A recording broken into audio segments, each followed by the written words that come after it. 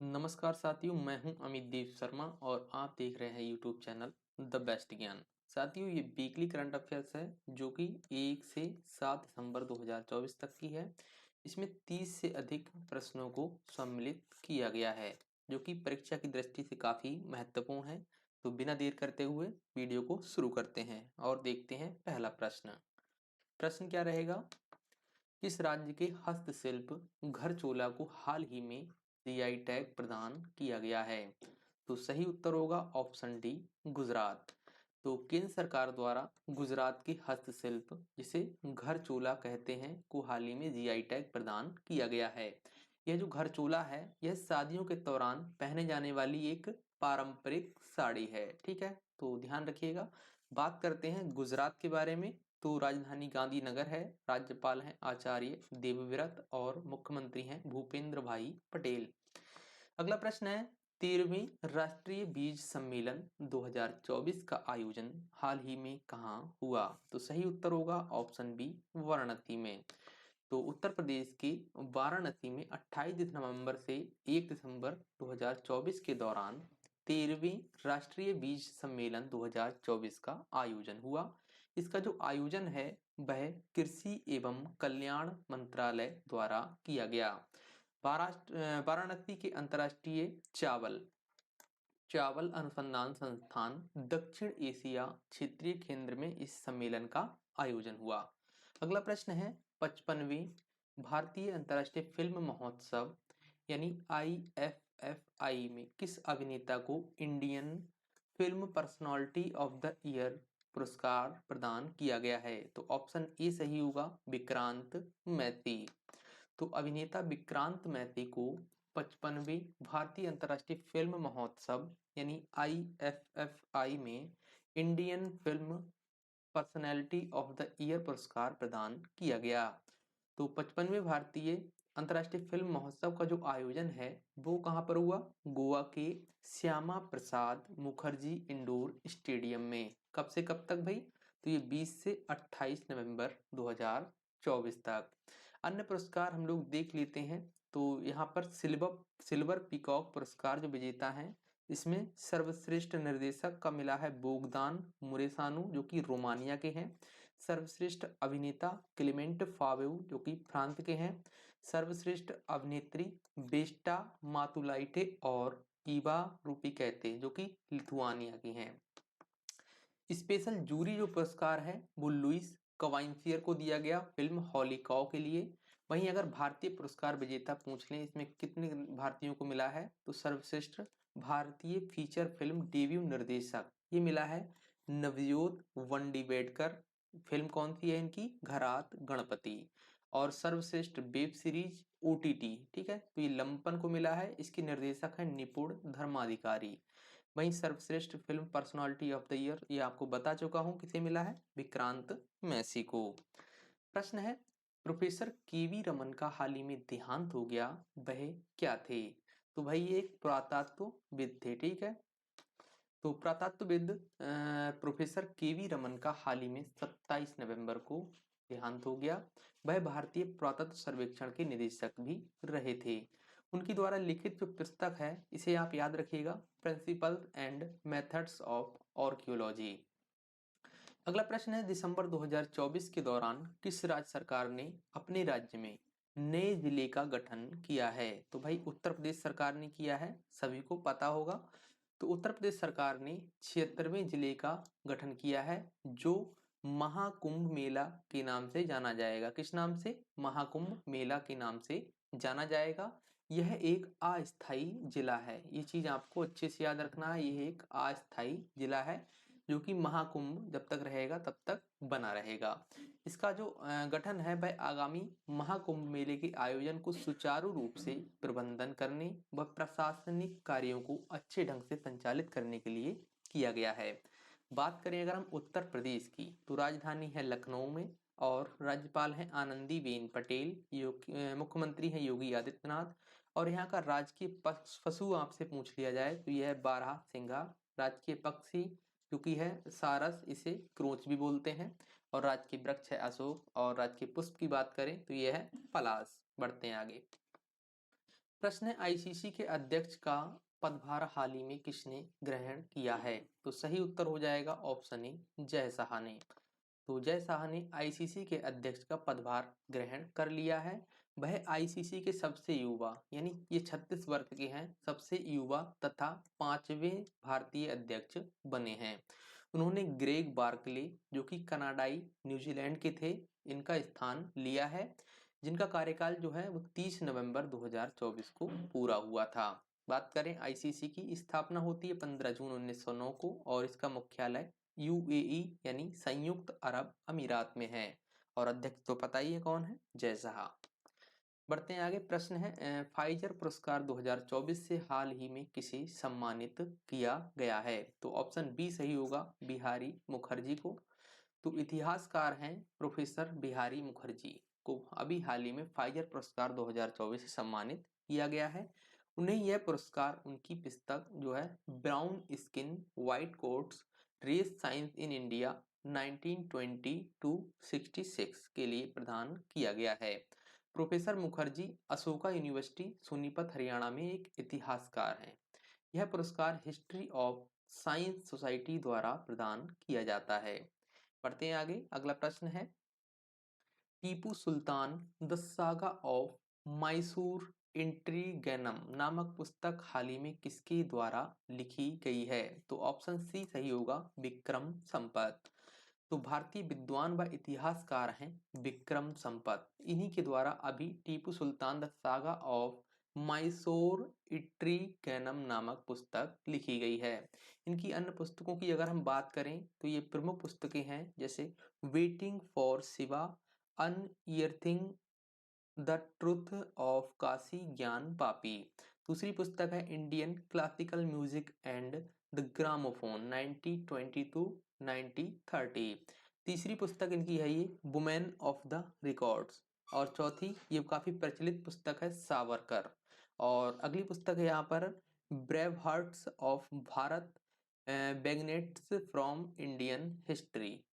ठीक है, तो आप इनकी पुस्तकें याद रखिए, पूछी जा सकती हैं। बढ़ते हैं आगे। प्रश्न है यूनेस्को द्वारा किस राज्य को शीर्ष विरासत पर्यटन स्थल के रूप में घोषित किया गया है? सही उत्तर होगा ऑप्शन डी पश्चिम बंगाल। तो यूनेस्को द्वारा पश्चिम बंगाल राज्य को भारत का शीर्ष विरासत पर्यटन स्थल घोषित किया गया है। बात करें यूनेस्को की तो इसकी फुल फॉर्म आपसे पूछ ली जाती है। फुल फॉर्म होगी United Nations Educational Scientific and Cultural Organization. ठीक है, इसकी स्थापना होती है 16 नवंबर 1945 को, मुख्यालय पेरिस फ्रांस में है और इसके महानिदेशक अभी हैं आंद्री अजोले। बढ़ते हैं आगे। प्रश्न उबर इंडिया ने देश की किस झील पर एशिया की पहली जल परिवहन सेवा शुरू की है? तो सही उत्तर होगा ऑप्शन बी डल झील पर।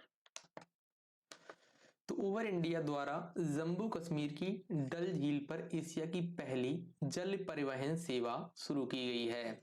पर्यटक अब उबर इंडिया के राइड होल्डिंग ऐप के माध्यम से पहले बुक किए गए शिकारा, इसका नाम याद रखिएगा, जो ये सर्विस है इसका नाम रखा गया है शिकारा की सवारी का आनंद ले सकेंगे। इसका जो उद्घाटन है वो उबर इंडिया के अध्यक्ष हैं प्रभजीत सिंह, इन्हीं के द्वारा किया गया है। अब यहाँ पर बात आई है जम्मू कश्मीर की, तो राजधानी यहाँ की है श्रीनगर जो कि ग्रीष्मकालीन राजधानी है और जम्मू कश्मीर यह एक शीतकालीन राजधानी है। यहाँ के उपराज्यपाल हैं मनोज सिन्हा और मुख्यमंत्री हैं उमर अब्दुल्ला जो अभी हाल ही में बने हैं। बढ़ते हैं आगे। प्रश्न है सरकार द्वारा जीडीपी गणना के लिए आधार वर्ष 2011-12 को संशोधित कर किस वर्ष को आधार बनाने की घोषणा की गई है? तो सही उत्तर हो जाएगा भाई 2022-23 यानी ऑप्शन सी। तो भारत सरकार द्वारा जीडीपी गणना के लिए आधार वर्ष को 2011-12 को संशोधित कर 2022-23 करने की घोषणा की गई है। इस बदलाव को सुगम बनाने के लिए राष्ट्रीय लेखा सांख्यिकी पर एक सलाहकार समिति का गठन भी किया गया है। जो ये समिति है इसमें केंद्र, राज्य सरकारों, भारतीय रिजर्व बैंक, शिक्षाविदों और शोध संस्थानों के सदस्य ऐड हैं। ठीक है, तो बढ़ते हैं आगे। प्रश्न है रातापानी वन्यजीव अभयारण्य को हाल ही में टाइगर रिजर्व घोषित किया गया है, यह किस राज्य में है? तो ये भाई है मध्य प्रदेश राज्य में। तो केंद्र सरकार द्वारा 2 दिसंबर 2024 को रातापानी वन्यजीव अभयारण्य को टाइगर रिजर्व घोषित किया गया। यह मध्य प्रदेश का जो है वो 9वां टाइगर रिजर्व है, ठीक है, याद रखिएगा। इससे पहले 1 दिसंबर यानी एक दिन पहले माधव नेशनल जो पार्क है इसे मध्य प्रदेश का 8वां टाइगर रिजर्व घोषित किया गया था। साथ ही जो टाइगर रिजर्व की सूची है वो मैं टेलीग्राम पर पोस्ट कर लूंगा, तो आप वहां से देख लीजिएगा। टेलीग्राम का जो लिंक है वो डिस्क्रिप्शन में मौजूद है। बात कर लेते हैं मध्य प्रदेश की। तो राजधानी क्या है भाई? भोपाल। और राज्यपाल है मंगू भाई छगन भाई पटेल। और यहाँ के मुख्यमंत्री आपको पता होंगे, मोहन यादव। बढ़ते हैं आगे। प्रश्न क्या है? फिल्म फेयर OTT अवार्ड 2024 में किसे सर्वश्रेष्ठ अभिनेत्री का अवार्ड प्रदान किया गया है? तो ऑप्शन सी सही होगा, करीना कपूर को।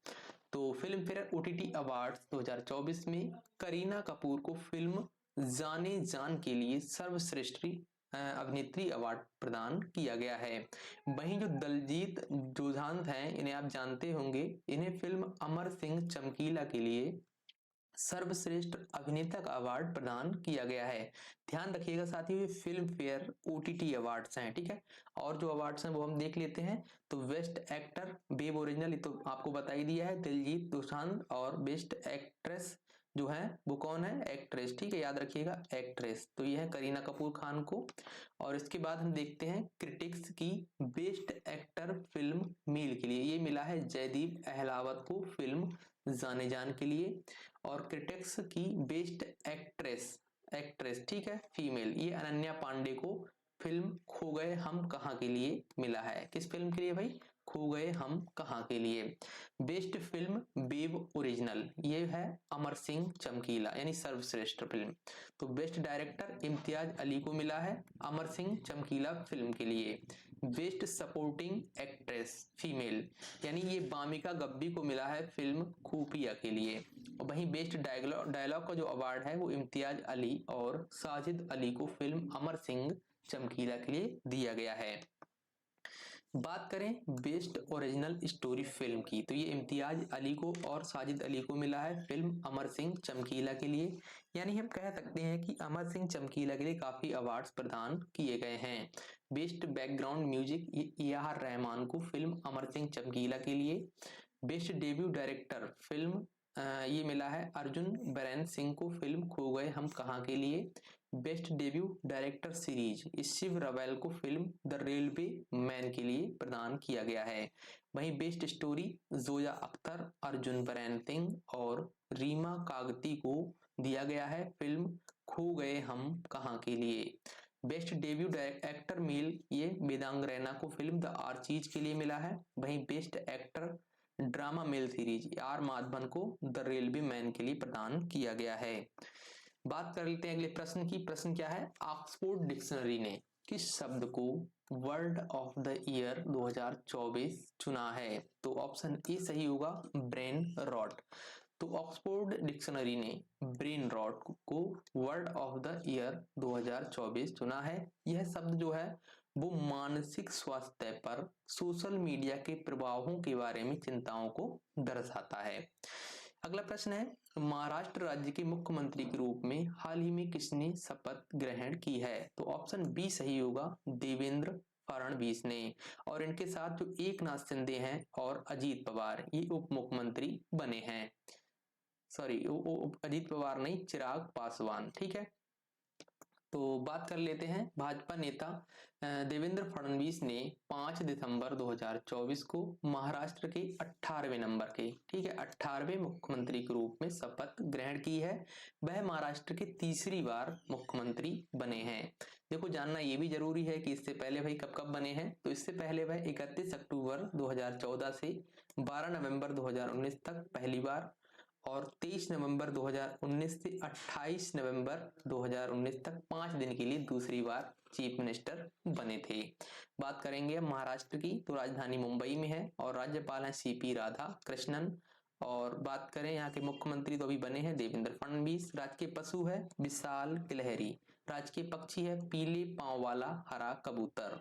और राजकीय वृक्ष आपसे पूछ ले तो ये आम है। राजकीय पुष्प जारुल। और यहाँ पर लोकसभा सीटों की संख्या है भाई 48। याद रखिएगा कि कोई चुनाव हुआ है अभी तो पूछा जा सकता है। राज्यसभा सीटें हैं 19 और विधानसभा सीटें सबसे महत्वपूर्ण जो याद रखनी है कितनी है भाई 288। विधान परिषद सीटें 78 और यहाँ के कुल जिलों की बात करें तो यह है 36। बढ़ते हैं आगे। प्रश्न है किस देश ने अंटार्कटिका में वायुमंडल निगरानी केंद्र खोला है? तो भाई ये चाइना ऐसा काम कर सकता है तो चाइना ने खोला है। तो चीन द्वारा 2 दिसंबर 2024 को अंटार्कटिका में पहला वायुमंडल निगरानी केंद्र खोला गया जो महाद्वीप पर अपनी शोध उपस्थिति के महत्वपूर्ण विस्तार को दर्शाता है। बात करेंगे चीन की तो राजधानी सभी को पता है बीजिंग है और मुद्रा रेनमिनबी है और राष्ट्रपति का नाम कौन बोल सकता है भाई शी जिनपिंग। तो अगला प्रश्न है ब्लाइंड T20 वर्ल्ड कप 2024 का खिताब हाल ही में किसने जीता है? तो भाई जो ये खिताब है ये पाकिस्तान ने जीता है। ठीक है, तो पाकिस्तान ने बांग्लादेश को 10 विकेट से हराकर ब्लाइंड T20 वर्ल्ड कप 2024 का खिताब जीता है।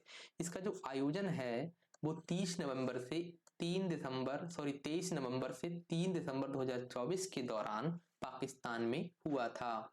इस टूर्नामेंट की जो शुरुआत है वो वर्ष 2012 में हुई थी। भारत ने 2012, 2017 और 2022 में यह खिताब जीता था। इस बार यह टूर्नामेंट पाकिस्तान में होने के कारण भाई भारत इसका हिस्सा नहीं ले पाया तो इसीलिए पाकिस्तान इस टूर्नामेंट को जीत गया। वरना लगातार जो है जब से शुरुआत हुई है तब से भारत ही इस टूर्नामेंट को जीतता आया है। बढ़ते हैं आगे। तो प्रश्न है भारत ने किस देश के बीच सहयोग के लिए संयुक्त सहयोग आयोग यानी JCC स्थापित करने के लिए एक समझौता ज्ञापन पर हस्ताक्षर किए हैं? तो ऑप्शन सी सही होगा कुवैत के साथ। तो भारत ने कुवैत के साथ सहयोग के लिए संयुक्त सहयोग आयोग यानी JCC स्थापित करने के लिए समझौता ज्ञापन पर हस्ताक्षर किए हैं। तो नई दिल्ली में 4 दिसंबर 2024 को एक बैठक के दौरान भारत की ओर से विदेश मंत्री एस जयशंकर और कुवैत की ओर से विदेश मंत्री अब्दुल्ला अली अल यहा ने हस्ताक्षर किए हैं। बात आई है कुवैत की तो यहाँ की राजधानी है कुवैत सिटी और मुद्रा कुवैती दिनार है और प्रधानमंत्री हैं अहमद अब्दुल्ला अल अहमद अल सवा।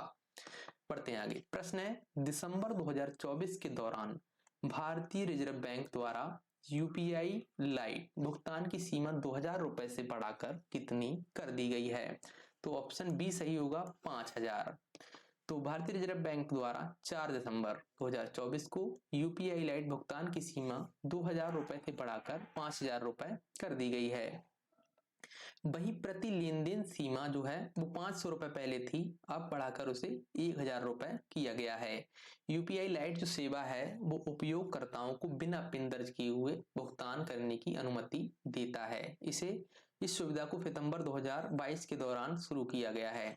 आप सभी लोग जो UPI ऐप यूज करते हैं वहाँ UPI लाइट भी आपको ऑप्शन दिखता होगा। इसमें इसका जो विशेष फीचर यही है कि आप कोई भी पेमेंट अगर करेंगे तो आपको पिन दर्ज नहीं करना पड़ेगा। यानी 500 रुपए पहले इसकी लिमिट थी एक ट्रांजेक्शन के लिए और इसे बढ़ाकर अब कितना किया गया है 1000 रुपए। यानी 1000 रुपए का भुगतान जो एक बार में आप बिना पिन दर्ज किए कर सकते हैं और अधिकतम कितना 5000। ठीक है, अब देख लेते हैं भारतीय रिजर्व बैंक को। तो इसकी स्थापना होती है 1 अप्रैल 1935 को, मुख्यालय मुंबई में है और गवर्नर है शक्तिकांत दास। अगला प्रश्न है पुरुष हॉकी जूनियर एशिया कप 2024 का खिताब हाल ही में किसने जीता है? तो भाई ये खिताब जो है वो भारत ने जीत लिया है। तो भारत ने पाकिस्तान को 5-3 से हराकर पुरुष हॉकी जूनियर एशिया कप 2024 का खिताब जीता है। इसका जो आयोजन है वो ओमान के मस्कट में, कहां पर भाई ओमान के मस्कट में 26 नवंबर से 4 दिसंबर 2024 के दौरान किया गया। प्रश्न है भारत का पहला वर्टिकल लिफ्ट ब्रिज हाल ही में किस राज्य में बनाया गया है? सही उत्तर होगा तमिलनाडु। तो तमिलनाडु में भारत की मुख्य भूमि को रामेश्वरम द्वीप से जोड़ने वाला भारत का पहला वर्टिकल लिफ्ट समुद्री रेल ब्रिज इसे न्यू पवन ब्रिज या पवन 2.0 भी कह सकते हैं, बनकर तैयार हो गया है। यह एक वर्टिकल लिफ्ट रेल ब्रिज है जिसका बीच वाला हिस्सा जो है वो ऊपर उठाया जा सकता है। यह तमिलनाडु के मंडपम को रामेश्वरम से जोड़ता है। इसे आरबीएनएल रेलवे विकास निगम लिमिटेड द्वारा बनाया गया है।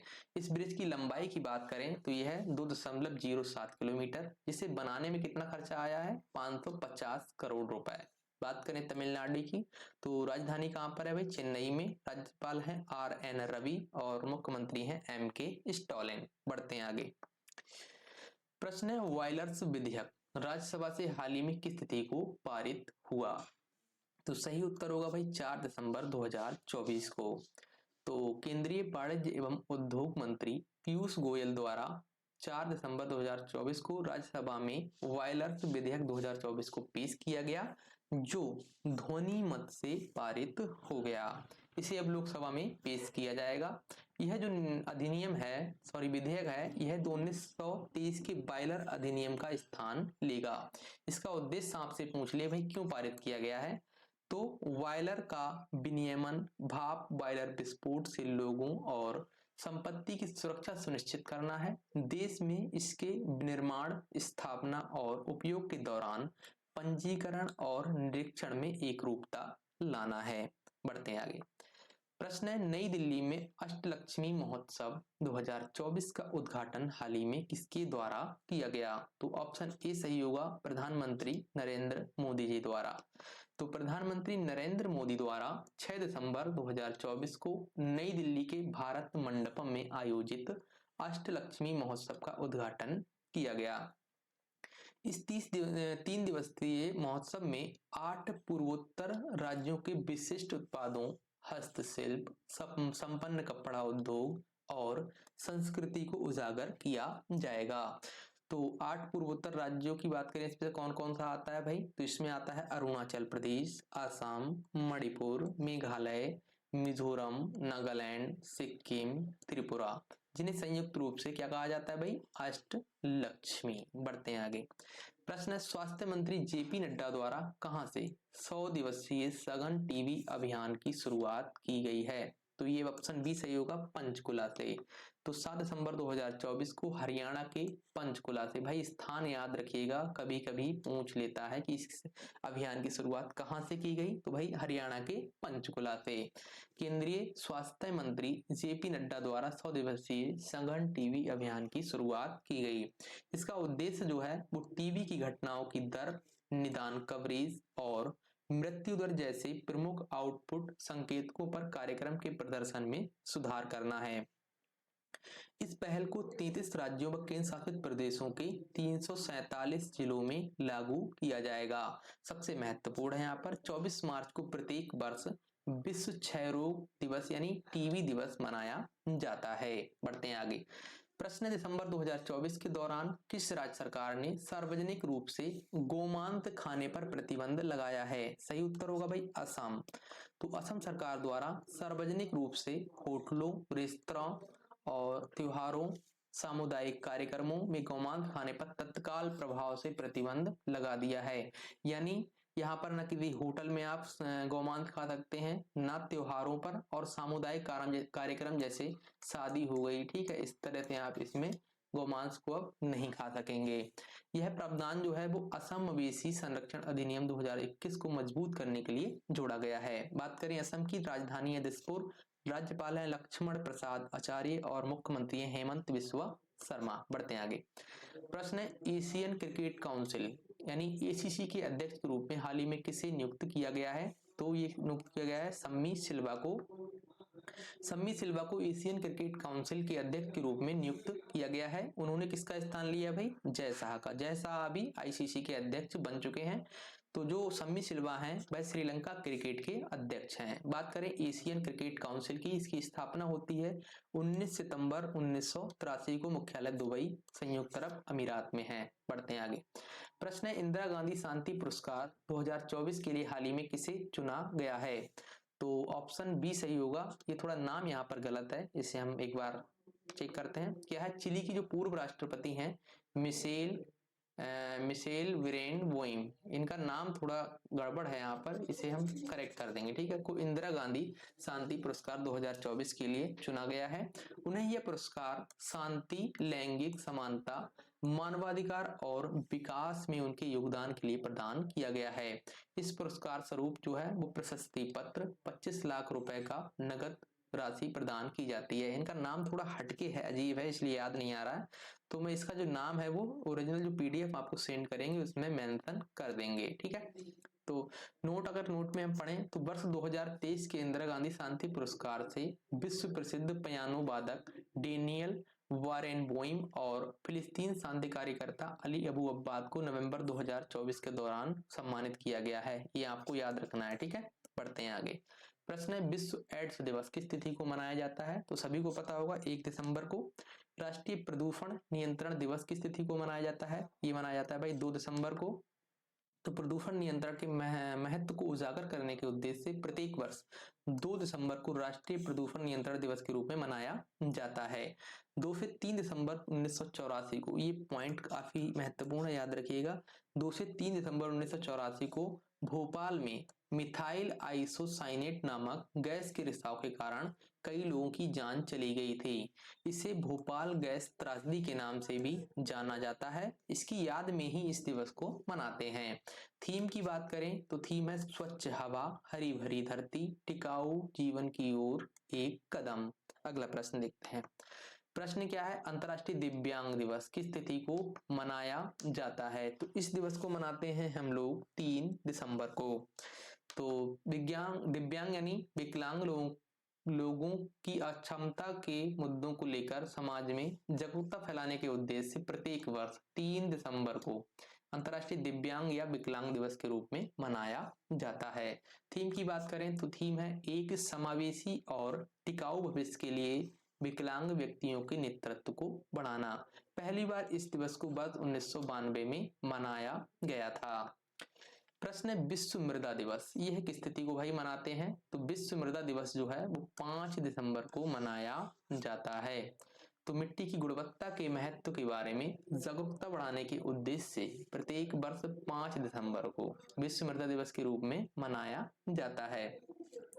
पहली बार जो ये दिवस है वह वर्ष 2014 में मनाया गया था। थीम है caring for soil, measure, monitor and manage. Okay, तो अगला प्रश्न है, डॉक्टर भीमराव अंबेडकर की पुण्यतिथि किस तिथि को मनाई जाती है? तो सही उत्तर होगा ऑप्शन बी 6 दिसंबर को, ठीक है। तो भारतीय संविधान के मुख्य वास्तुकार थे डॉक्टर भीमराव अंबेडकर जी। इनकी 69वीं पुण्यतिथि, जिसे महापरिनिर्वाण दिवस भी कहते हैं, ठीक है, जो 6 दिसंबर 2024 को मनाई गई। डॉक्टर भीमराव अंबेडकर की 6 दिसंबर 1956 को मृत्यु हो गई थी। उनका समाधि स्थल जो है चैत्य भूमि, कभी कभी समाधि स्थल साथी पूछ लेता है, इसीलिए मैंने यहाँ पर नोट कर दिया है, चैत्य भूमि के नाम से जाना जाता है, जो मुंबई महाराष्ट्र में है। डॉक्टर अंबेडकर ने 1947 से 1951 तक भारत के पहले कानून व न्याय मंत्री के रूप में कार्य किया था। वर्ष 1990 में उन्हें मरणोपरांत भारत रत्न सम्मान से सम्मानित किया गया था। तो साथियों, ये थी वीकली करंट अफेयर्स 1 से 7 दिसंबर की, ठीक है। तो काफी महत्वपूर्ण है आपकी परीक्षा की दृष्टि से। इसका जो पीडीएफ है वो आज शाम तक टेलीग्राम पर अपलोड कर दिया जाएगा, ठीक है। कहाँ मिलेगा आपको?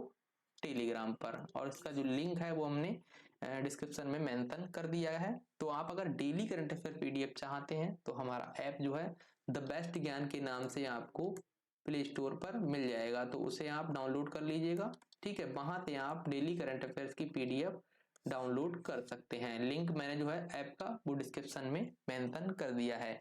वीडियो अगर अच्छा लगा हो तो लाइक शेयर जरूर करें, और अगर आपका कोई सुझाव है तो उसे आप कमेंट कर दीजिएगा, ठीक है। मिलते हैं नेक्स्ट वीडियो में, तब तक के लिए धन्यवाद। जय हिंद।